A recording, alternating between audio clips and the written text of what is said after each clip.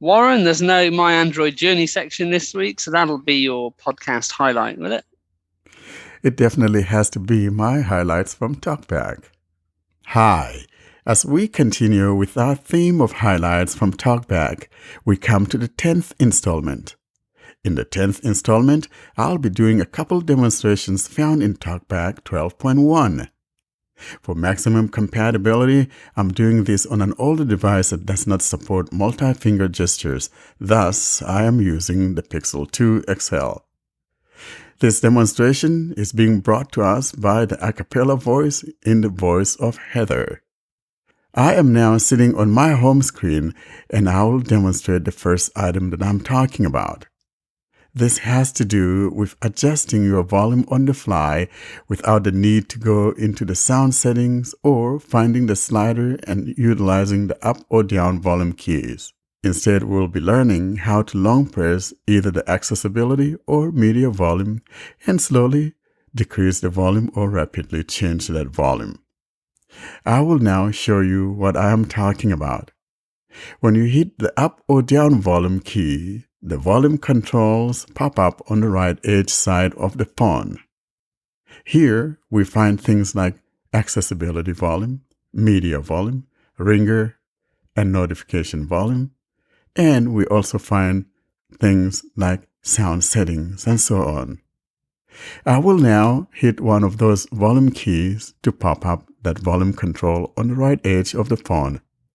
Before I get started, however, I do want to mention here in passing that when you hit either the up or down volume and thus popping up those volume controls, they tend to disappear after a few seconds. So it is important to keep that in mind.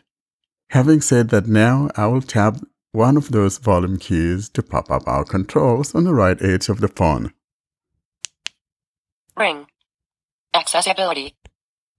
I will long press accessibility and hold. Accessibility. Slider, 55%. Accessibility. Slider, 52%. Accessibility. Slider, 23%. Accessibility. Slider, 12%. Accessibility volume set to 20%. Accessibility volume set to 10%. Accessibility. Slider, 0%. As you can hear, all that I'm doing is slightly flattening my finger down. I'm not even dragging my finger up or down. But when I tap with the tip of my finger, then I slowly lower my finger as though I'm trying to put it flat on the screen. And with every laying down of my finger on the screen, it decreases the volume. Now I'm going to slowly lift up my finger that is now laying flat on the face of the phone, still being held down, and that would increase the volume. Accessibility. Slider, 2%. Accessibility. Slider, 9%. Accessibility volume set to 20%. Accessibility volume set to 25%. Accessibility. Slider, 27%. Accessibility. Slider, 37%. Accessibility volume set to 40%. Accessibility volume set to 45%. Accessibility. Slider, 46%. Accessibility. Slider, 48%. Accessibility volume set to 50%. As you can see, I was able to adjust the volume that way. Now, on the other hand, however, if all I wanted to do is to quickly either turn it all the way up or turn it all the way down, 50%. when I long press on it, all I have to do is just slide it down. I will demonstrate that. Ring. Accessibility. Slider, 50%. Long press. I just slide it all the way down to 0. Now if I slide it up, Accessibility. Slider, 20%. Accessibility. Slider, 100%. slide it down, Accessibility. 0, slide it up. Slider, 0%. Accessibility. It cannot even catch up with me, can it? Now I'll keep raising up my finger a little bit at a time to gently increase my accessibility volume. Accessibility. Slider, 0%. Accessibility volume set to 5%. Accessibility. Slider, 6%. Accessibility. Slider, 10%. Accessibility volume set to 20%. Accessibility volume set to 25%. Accessibility. Slider, 29%. Accessibility slider 34%. Accessibility vol. And that's how you go about adjusting your volumes on the fly. In other words, whether it's the accessibility or media volume controls, the same principle applies. The next feature that I would like to talk about is the ability to label unlabeled buttons. In other words, we would learn how to label those unlabeled buttons, modify, or remove them altogether. For this demonstration, I'll be using the VLC Media Player. Open VLC Media Player. Opening VLC. This demonstration is not to demonstrate the use of VLC or its layout and all of that. However, it is intended to show how we go about labeling unlabeled buttons. I have found unlabeled buttons here in the VLC Media Player, and I want to show how one goes about labeling those unlabeled buttons. I'm sitting now on the main UI of the app. I'll put my finger down just for the sake of doing this. I want to say that there are some tabs at the bottom. Starting from the bottom left, we've got the following tabs. Video tab selected 1 of 5 in list 5 items. By default, I'm sitting on the video tab, which means if I have any videos on my phone, those things will be showing near the top of my phone or the middle of my phone. To the right of the video tab, we have Audio tab 2 of 5. audio. Next, Browse tab 3 of 5. browse, Playlists tab 4 of 5. playlists, More tab 5 of 5. and more. As I indicated, by default, we're sitting on the video tab. I'll put my finger down near the top of the phone. Screen 20,210. 9 videos. 1 of 2 in list 2 items. We are told that we have some videos here, and some of these things have to be some of the screenshots I was doing in trying to demonstrate something for somebody. Above the More tab found at the bottom right corner of the phone is a button that simply says Fab button. Fab. Now, this button happens to be something that when I tap on, then it automatically starts to play all of my videos. So for me, if I'm going to label this button, I would label it as Play All or something like that. Now, there are two methods of going about labeling an unlabeled button. The first method would be to bring up your Talkback menu and find and tap on Actions or Labels. The second method, however, would be utilizing an action gesture. In other words, if you've created a gesture to launch your Actions menu or custom menus, you could invoke that while this button is highlighted.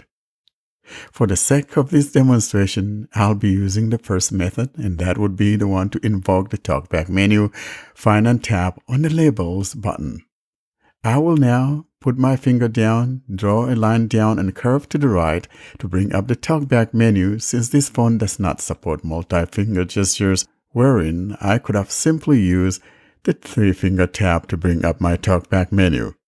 So for now, I will draw a line down and curve to the right to bring up the Talkback menu. I already have the button that says Fab highlighted. So now I'll draw that line down and curve to the right. Talkback menu. Add label in list. When I drew that line down and curved to the right, bringing up the Talkback menu, the first thing that we're told is add a label. Now I will tap anywhere here to activate that add a label. Showing English, US, QWERTY, keyboard. Add label. Label text, edit box, editing, out of list. We are in an edit box where I could type in the label that I want. As I indicated earlier, I would like to label this as Play All. I will find a voice dictation and dictate the words Play All. Board. P. Papa. Voice input. Play All. Night. I dictated the words Play All and then double tap on my screen to stop the voice dictation. To check that I indeed have the words play all in my edit box, I will now put my finger down to be sure those words are inputted. I will now put my finger down. Enter the text to be used as a label for this element internal view name, org.video and .vlc play all, edit box, editing, label text. There is my label, play all. Now, to the bottom right of that edit field is an OK button. To the left of that is the cancel. I do not, however, want to cancel. Instead, I want to OK my label. So I'll find that OK button and tap on it. OK button. Keyboard hidden. VLC. Play all button. My label has been labeled as play all. As you can hear, play all is now focused on. To prove that, I'll put my finger down on the bottom of the phone where the tabs are so that the focus is not on the label, and then move back up to that label. Browse, tab, 3 of 5. Now I'll List, move my finger 5 back to items. that label, Play all button. Audit list. and there's my play all. The next thing we want to do is modify or remove that label. For instance, if I type something that I want to change or discovered later on that that label that I gave it was not suitable for the action that the button does, I could now go in and either remove it altogether or simply take out the incorrect words or letters and replace it with the one that I want. So I will now highlight that again and go through the same process of invoking the Talkback menu and then tapping on either edit label or whatever we find. Here I go. Play all button. Audit list. Talkback menu. Edit label in list. Instead of add label, we have edit label. I will tap. Showing English, US, QWERTY, keyboard. Edit label. Play all, edit box, editing, label text, audit list. I am told that my label is play all. Now, below that edit field that has the play all, on the bottom left corner of that edit field, we find the remove label. Remove label button. If I tap here to remove the label, it will remove the label and return me to the menu I watch. Label removed. Keyboard hidden. I am told that label has been removed and I'm back to the menu eye.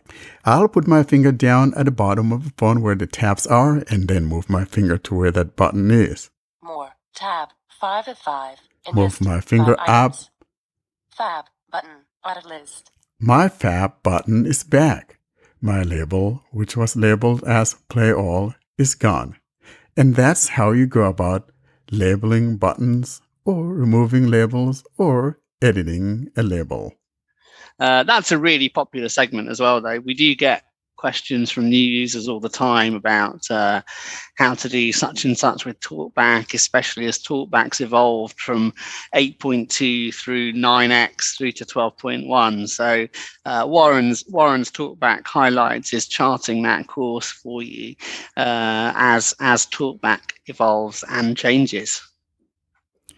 And indeed, we just want to make sure that people are up to par with their Talkback. And so I want to make sure that I do these things so that you guys are familiar with what's going on. And what I like doing is to make sure I'm doing this on devices that are not qualified for Android 12 or things like that. So you're not thinking that these things are only for those of us running Android 12. But some of the multi-finger gestures, of course, are not going to be available if you're running anything lower than Android 12.